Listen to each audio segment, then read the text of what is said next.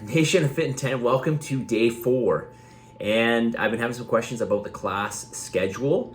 So let me just give you a quick breakdown of that. But before I do, we don't repeat classes. Well, we might repeat a class, but it will be a long time before we actually repeat the same workout. So just FYI, if, for example, we have a lower body day on a Monday and then again we have it on a Thursday, those workouts will not be the same. They will both be lower body, but they will not be the same. Now, in terms of class scheduling, in terms of when we do upper body, when we do lower body, let me just give you an example. Let's just say, well, what was this week? So today we did lower body, right? Today's Tuesday, we did lower body. So yesterday was upper body, today is lower body. Next week will be the opposite, okay? So the Monday would be lower body, the Tuesday would be upper body. It will be the opposite, okay? So the reason for this is because we offer, when it comes to in the gym classes, we have 5 days worth of classes, okay? No classes on Wednesday, no classes on Saturday. So we've got an odd number of classes, but we've got an even number of what we would call exercise split, right? Just a 2-day split, an A and a B workout. So every second week will follow the same schedule, all right? In terms of exercise selection, that's going to change throughout depending on which day you come in. It's always going to be a different workout, with exception of the Fitin10 classes, okay? So if you're coming to Fitin10 classes, we will be repeating exercises on a regular basis, okay? Which is not a bad thing, by the way, okay? There's a lot of merit to, especially when you're new, to repeating. You know, like if you're always varying the exercises in the beginning, you never really learn how to do one thing properly, okay? So that is the schedule. I did post it in Slack, so check out Slack under the announcements, which, by the way, Martina put up some, I gotta turn my volume down here, messages coming in. Martina posted some marinades along with some other recipe, something else recipe related. What did she put in? Let me just take a look here. She put in a slow cooker beef, I'm not even sure how to pronounce this word. Borscht? I'm not sure what that is.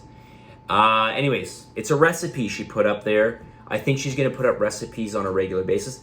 She's much better at this than I am. I just kind of, I'm really, you know, I realize I'm not the best for recipes, okay? I just eat for purpose. So she'll be a little more creative. For those of you who don't know, which is probably all of you, Martina actually is originally a professional chef. Like, she literally did 4 years of school for cooking before she got into the fitness industry. Anyways, she'll be posting up some recipes. So take a look at the food channel in Slack. Okay, talking more about food a little bit today. This is more just coming from your journals that I'm looking at.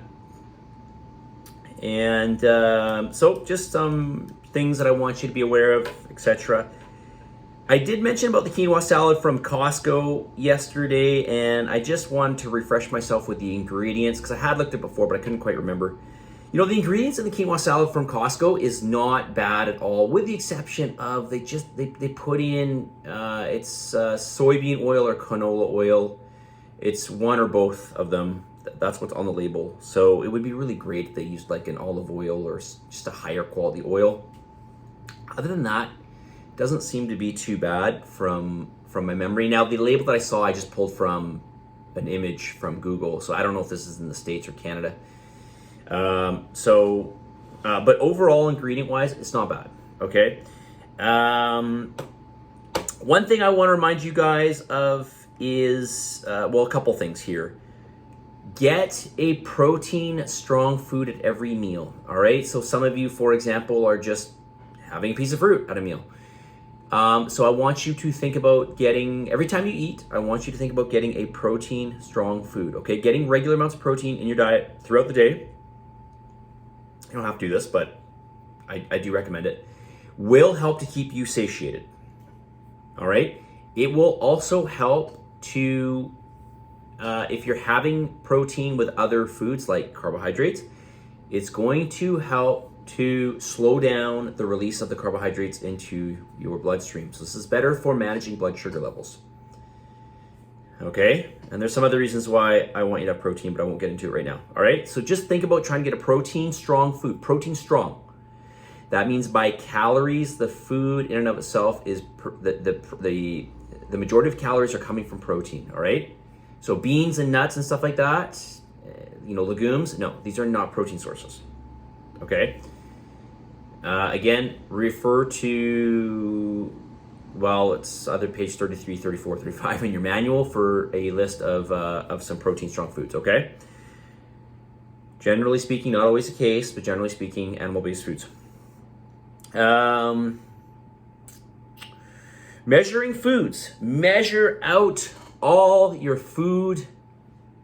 I know it can be somewhat tedious, but it's really not, I don't know. I think we just make as big of a deal of it as we want. Really, it's not. I don't think it's really that big of a deal. Make sure you weigh out all your food.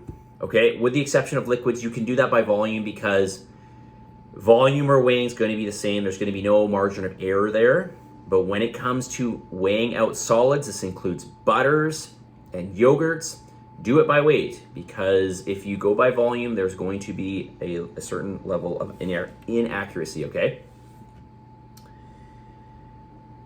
What else did I want to say here? How am I doing for time? Almost 7 minutes. Okay, let's, what else did I write here? If you give me a recipe, if you write something in, your food journal, I don't know, you give me something, I don't know, beef stew. Okay, and then you write 1 serving. I don't know what that means. I have no idea. I have no idea how to check on that. So make sure you send me the ingredients for that. Okay, list what's in the conglomeration that you're sending me, all right? Or else it's just kind of a black box, and I don't know how to kind of double check on that, all right? All right, let's get to the message of the day here. It is one of my favorite sayings, as cheesy as it is. Somebody told me that one of their high school teachers growing up told them this. But it really does ring true, and that is, if it is to be, it is up to me, it's up to you, okay? But the saying is, if it is to be, it's up to me, all right? So it just means that ultimately we are responsible. I am a big proponent of self-responsibility. I think that we are largely where we are in our life in terms of happiness, etc. Not entirely, but largely due to the choices that we make. And this is great because, with this way of thinking, we can change whatever situation that we're in, right? We have more control. Okay, I realize it's not always the case, but I would say the majority of the time it is the case, all right? If it is to be, it's up to you, all right? So make things happen. I want you to be aggressive about this in terms of how you approach this. All right, take everything that I say seriously, and if you don't know what I mean, just ask me what I mean, okay?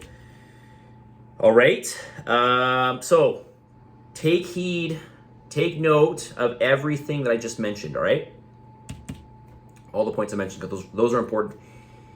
And make sure you check out the link for the feedback. You can send me your feedback this weekend.